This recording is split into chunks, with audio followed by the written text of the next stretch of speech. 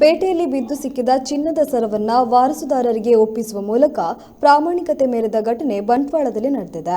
ಬಂಟ್ವಾಳದ ಶೃಂಗಾರ್ ಜ್ಯುವೆಲರ್ಸ್ನಲ್ಲಿ ಚಿನ್ನದ ಕೆಲಸ ಮಾಡುತ್ತಿರುವ ಕಕ್ಕೇಪದವು ನಿವಾಸಿ ನವೀನ್ ಆಚಾರ್ಯ ಅವರಿಗೆ ಜನವರಿ 15ರಂದು ಬಂಟ್ವಾಳ ಪೇಟೆಯಲ್ಲಿ ಚಿನ್ನದ ಸರ ಬಿದ್ದು ಸಿಕ್ಕಿತ್ತು.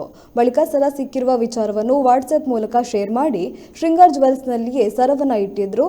ಹೀಗಾಗಿ ಜನವರಿ 16ರಂದು ವಾರಸುದಾರ ರಾಜೇಶ್ ಆಚಾರ್ಯ ಅವರು ಜ್ಯುವೆಲರ್ಸ್ಗೆ ಆಗಮಿಸಿ ಸರವನ್ನು ಪಡೆದು ನವೀನ್ ಆಚಾರ್ಯ ಹಾಗೂ ಜ್ಯುವೆಲರ್ಸ್ನ ಸತೀಶ್ ಭಂಡಾರಿ ಅವರಿಗೆ ಕೃತಜ್ಞತೆ ಸಲ್ಲಿಸಿದ್ದಾರೆ.